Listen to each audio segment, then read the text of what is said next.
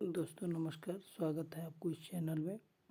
आज भारत के कुछ इम्पॉर्टेंट संवैधानिक विकास की बात करते हैं, जिसमें भारत कब कब ईस्ट इंडिया कंपनी के अंडर में रहा, तो किस प्रकार शासन व्यवस्था को संचालित करने के लिए कौन कौन से नियम कानून बनाए गए। फिर जब भारत ईस्ट इंडिया कंपनी से हटके ब्रिटिश क्राउन के अंडर में रहा, तो भारत की शासन करने के लिए किस प्रकार के नियम अधिनियम पास किए गए, जिसके अंतर्गत भारत पे शासन का नियंत्रण स्थापित किया गया था। जैसा कि आपको स्क्रीन पे भी दिख रहा है कि यहाँ पे कुछ ऐसे संवैधानिक विकास की प्रक्रिया हुई, क्या क्या डेवलपमेंट हुए, किस तरह से रूल रेगुलेशन बना के भारत के शासन प्रणाली को चलाया गया। तो इसमें सबसे पहला जो आता है उसको 1773 का रेगुलेटिंग एक्ट बोलते हैं। 1773 के रेगुलेटिंग एक्ट में आप देख सकते हैं दिया ईस्ट इंडिया कंपनी पर संसदीय नियंत्रण की शुरुआत की गई, और साथ साथ कुछ मामलों में विदेशी तथा बम्बई तथा मद्रासों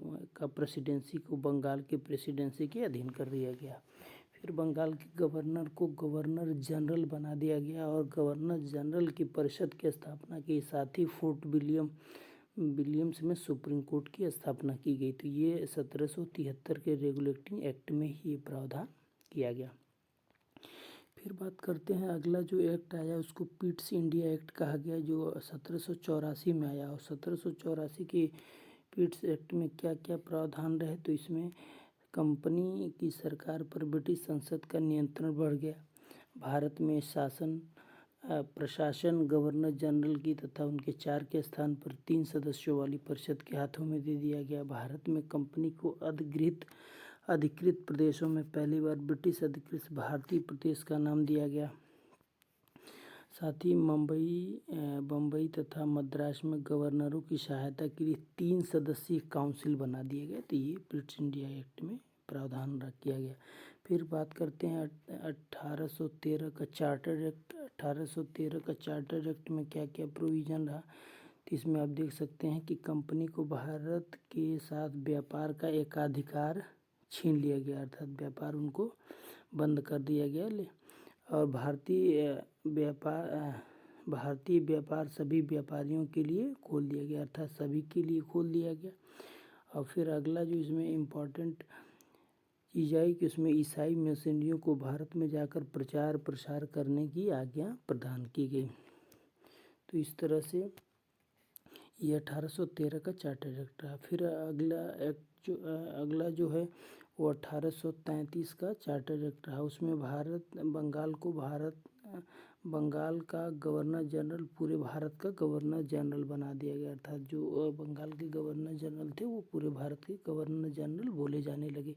और चाय के व्यापार में चीन के साथ व्यापार पर कंपनी का एकाधिकार को पूरी तरह से समाप्त कर दिया गया। वैसे ही कंपनी के व्यापार को 1813 में ही समाप्त कर दिया गया था, लेकिन इसमें चाय का जो व्यापार चीन के साथ जारी रहा वो 1833 में ख़त्म हो गया।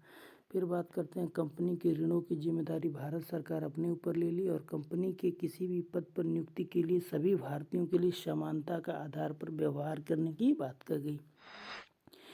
फिर अगला जो चार्टर एक्ट आया वो 1853 आया। 1853 के चार्टर एक्ट में क्या क्या है, तो इसमें ब्रिटिश संसद को अधिकार प्राप्त हो गया कि किसी भी समय कंपनी के भारत का शासन अपनी इच्छा अनुसार वापस ले सकती है।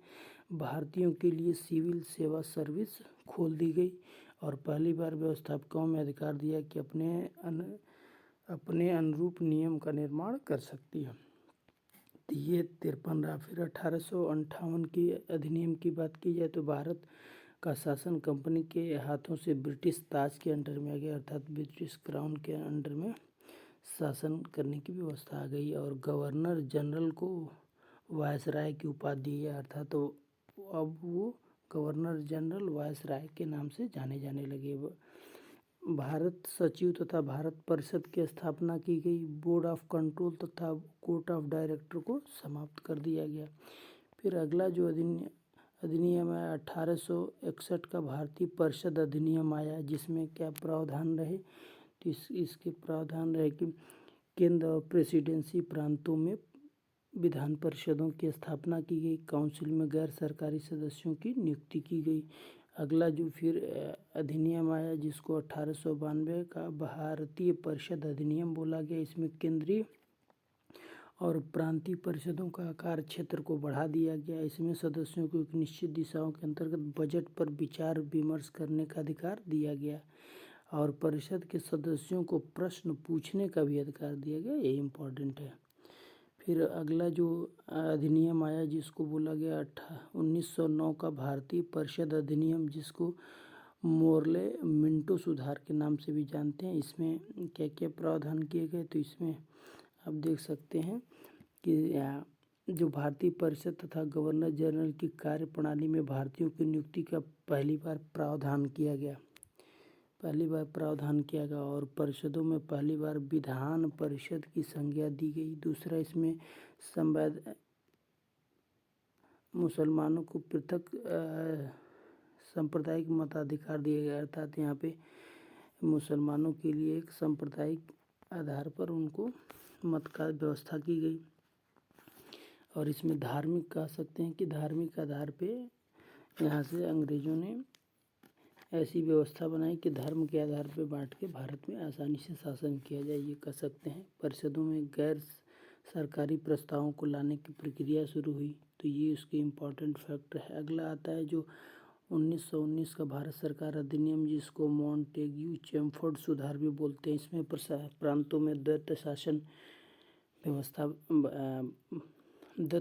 व्यवस्था तथा प्रांतों के ऊपर केंद्रीय नियंत्रण में कुछ छूट दी गई। केंद्रीय व्यवस्थाओं में 2 सदनों में विभक्त कर दिया गया और साथ साथ इसके सिखों और आंग्ल भारतीयों, ईसाइयों, यूरोपियों के लिए पृथक प्रतिनिधित्व की बात की गई, जबकि 1909 में मुसलमानों के लिए की गई और बाकियों के लिए भी यहाँ सांप्रदायिक आधार पर प्रतिनिधित्व की बात की गई।